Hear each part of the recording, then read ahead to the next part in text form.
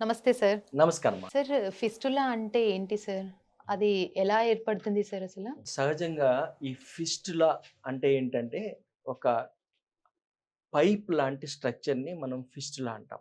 Okay. అంటే ఒక track ఒక పైప్‌ని మనం హాలో స్పేస్ ట్యూబ్ చూసుకున్నట్టయితే, ఆ పక్క, ఈ పక్క సాలిడ్ ఉండి, మధ్యలో గనక ఒక హాలో ఖాళీ ప్లేస్ ఉంటే, దాన్ని మనం ఫిస్టులా అనొచ్చు. దానికి ఒక పక్క ఓపెనింగ్ ఉండొచ్చు. ఇంకొక పక్క ఓపెనింగ్ 2 పక్కల ఉండొచ్చు. ఒక పక్క ఉండొచ్చు. అలాంటి పదాన్ని ఫిస్టులా అంటారనమాట.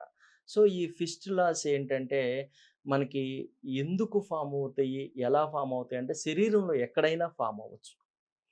సో, జనరల్‌గా ఏం జరుగుతుందంటే, మనకి ఆర్టీరియో వీనస్ ఫిస్టులాస్ అంటారు. అంటే ఇందాక మనం ఒక విషయం చూసుకున్నట్టయితే, బ్లడ్ వెసెల్స్ మా హార్ట్ దగ్గర గాని, పెద్ద పెద్ద బ్లడ్ వెసెల్స్‌లో గాని, ఆర్టరీకి, వెయిన్స్‌కి మంచి రక్తాన్ని తీసుకెళ్ళే ధమనికి, చెడు రక్తాన్ని తీసుకెళ్ళే సిరకి మధ్యలో గూడా ఒక్కొక్కసారి ఇలాంటి కమ్యూనికేషన్స్ ఏర్పడుతుంటాయన్నమాట.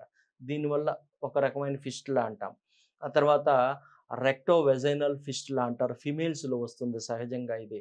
అంటే ఏం జరుగుతుందంటే, జనరల్‌గా డెలివరీ అయినప్పుడు కొంతమందికేందంటే, నార్మల్ డెలివరీ కాకుండా ఎపిజియాటమీ చేయాల్సొస్తుంది. ఎపిజియాటమీ అంటే ఏందంటే, వెజైనా పక్క కొంత పార్ట్ ఏందంటే కట్ చేస్తారనమాట. కట్ చేసినప్పుడు డెలివరీ ఈజీగా అయిపోతుంది. తర్వాత దానికి స్టిచెస్ ఏస్తారు. ఏసినా చాలామంది 60, 70% వరకి హీల్ అయిపోతుందది. అలా కాకుండా కొంతమందిలో ఏం జరుగుతుందంటే అది ఇన్ఫెక్ట్ అవుతుందక్కడ. ఇన్ఫెక్ట్ అయిపోయి అది వెజైనాలో నుంచి ఓపెన్ అవుతుంది ట్రాక్. దాన్ని ఓకే. రెక్టో వెజైనల్ ఫిస్టులా అంటారనమాట. మూడోదేందంటే యానల్ ఫిస్టులా అంటారు. ఫిస్టులా ఇన్ యానో అంటాం. అంటే మలద్వారం దగ్గర ఏర్పడుతుందనమాట. దీన్ని మనం యానల్ ఫిస్టులా అంటారు. ఫిస్టులా ఇన్ యానో అంటారనమాట. అయితే ఇది ఎందుకు జరుగుతుంది? ఎలా ఏర్పడుతుందని మనం చూసినప్పుడు ఏం జరుగుతుందంటే, సహజంగా మన శరీరంలో చాలా వరకి గ్లాండ్స్ ఉంటాయి. ఓకే. స్వెట్ గ్లాండ్స్ అంటాము. అక్కడ ఆ మలద్వారం ఉండే ఏరియాలో గూడా ఈ స్వెట్ గ్లాండ్స్ ఇలాంటియి ఏదన్నా ఉంటే లోపల పక్క గూడా కొన్ని గ్లాండ్స్ ఉంటాయి. ఇవి ఇన్ఫెక్ట్ అవుతాయి. ఇన్‌ఫ్లమేషన్ అంటాం. ఇన్‌ఫ్లమేషన్ అంటే ఏంటంటే, అక్కడ ఏదో ఒక పుండులాగా ఏర్పడుతుంటుంది. ఇన్ఫెక్ట్ అవుతుంది. ఇన్ఫెక్ట్ అయ్యి పస్ ఫార్మ్ అవుతుంది. అంటే చీము పడుతుంది. ఓకే. ఆ చీము పడ్డప్పుడు ఏందంటే, అది ఒక్కొక్కసారి ఏమైతుందంటే, చర్మం బయటికి ఓపెన్ అవుతుంది. దాన్ని మనం యాబ్సెస్ అంటారు. పెరియానల్ యాబ్సెస్ అంటారు. ఎక్కడ ఏర్పడితే మలద్వారం చుట్టుపక్కల ఎక్కడైనా ఏర్పడితే దాన్ని పెరియానల్ యాబ్సెస్ అంటారు. అట్లాగే కొంతమందికి ఏమైతదంటే ఎక్కువగా హెయిర్ ఉండే ఏరియాస్‌లో గూడా అంటే ఈ యాక్సిల్ అంటారు. చంకలు ఈ ప్రాంతంలో గూడా వాళ్ళకి హోల్స్ పడతా ఉంటాయి. పస్ వస్తా ఉంటదనమాట. దాన్ని హైడ్రాడినైటిస్ సుప్రోజా అంటారు. ఇట్లా రకరకాలుగా ఏర్పడుతుంటుంది. పర్టిక్యులర్‌గా ఇప్పుడు మనం మాట్లాడుకునేదేంటంటే యానల్ ఫిస్టులా. ఫిస్టులా ఇన్ యానో అంటాం. ఇది ఏమవుతుందంటే, ఆ మలద్వారం పక్కనుండే ఆ గ్లాండ్స్ ఇన్ఫెక్ట్ అయ్యి, అది పగిలి చీము బయటికొస్తూ ఉంటుంది. ఓకే. దీన్ని పెరియానల్ యాబ్సెస్ అంటారు. మన వాళ్ళు తెలుగులో ఏందంటే, సెగ్గడ్డలు అంటుంటారు. ఎక్కువగా యెస్. వేసవి కాలంలో వస్తా హ్మ్. ఉంటాయి. కంటిన్యూయస్‌గా కూర్చోవటం వల్ల గాని, ఈ వేడి చేసే వస్తువులు తీసుకోవటం వల్ల గాని, తీసుకోవటం. ఇలాంటి వాటి వల్ల సెగ్గడ్డలంటారు. అవి పగిలి చీము బయటికి కారిందనుకోండి, ఆటోమేటిక్‌గా ఆ పక్కన ఏదో డాక్టర్ దగ్గరికి వెళ్తారు. ఏదో యాంటీబయాటిక్ ఏదో వాడతారు. అది మానిపోతుంది. మానిపోయిందని అనుకుంటాం మనం. పైన ఉండే చర్మం స్కిన్‌లోకొచ్చిన చర్మం హోల్ ఏదైతే ఉందో అది క్లోజ్ అయిపోతుంది. కానీ అది పూర్తిగా హీల్ అవ్వకుండా ఒక్కొక్కసారి ఏం జరుగుతుందంటే, లోపలే హోలు ఫార్మ్ అయ్యి మలద్వారం లోపలికి ఓపెన్ అవుతుంది. ఓకే.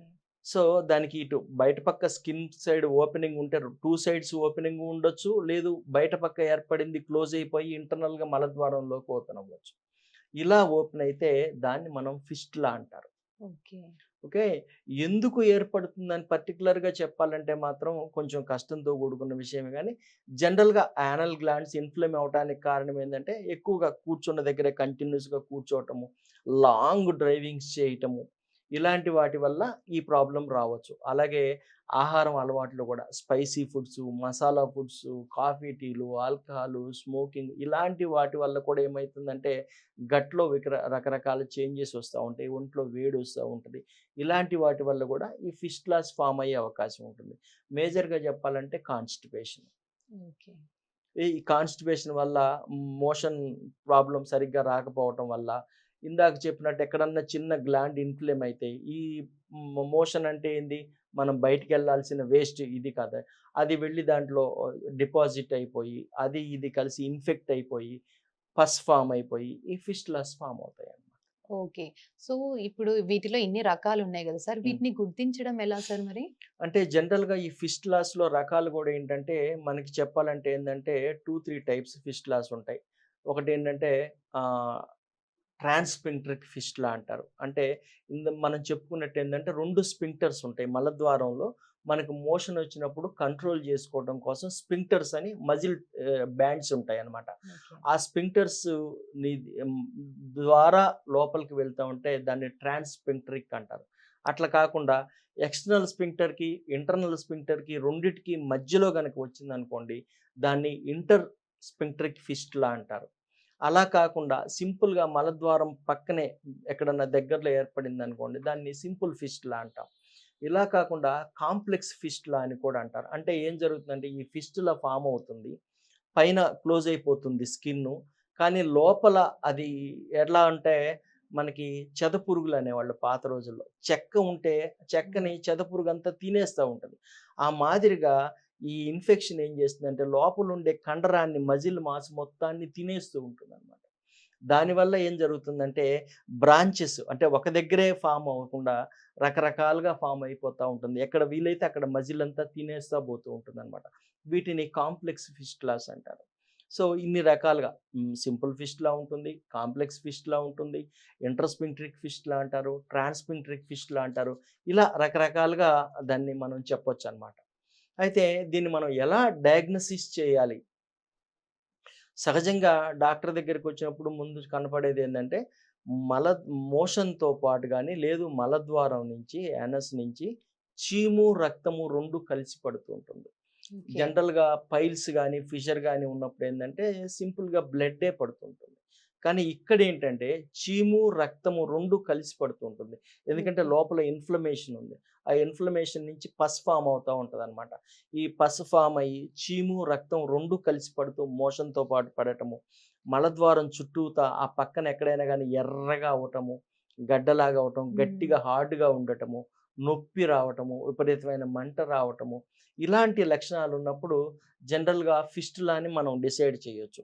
ఒక్కొక్కసారి బయట పక్క క్లోజ్ అయిపోయి, లోపల గనక ఓపెనింగ్ ఉండి, ఇలా పస్సు ఇది ఫార్మ్ అవుతుంటే, ఎందుకొస్తుందనేది గనక మనం డయాగ్నోసిస్ చేయాలంటే, సింపుల్‌గా ఏందంటే ఫిస్టులోగ్రఫీ అంటారు. అంటే ఏంటంటే, లోపలికి ఒక డై పంపించి, ఆ హోల్‌లో నుంచి ఒక డై పంపించి ఎక్స్‌రే తీస్తారనమాట.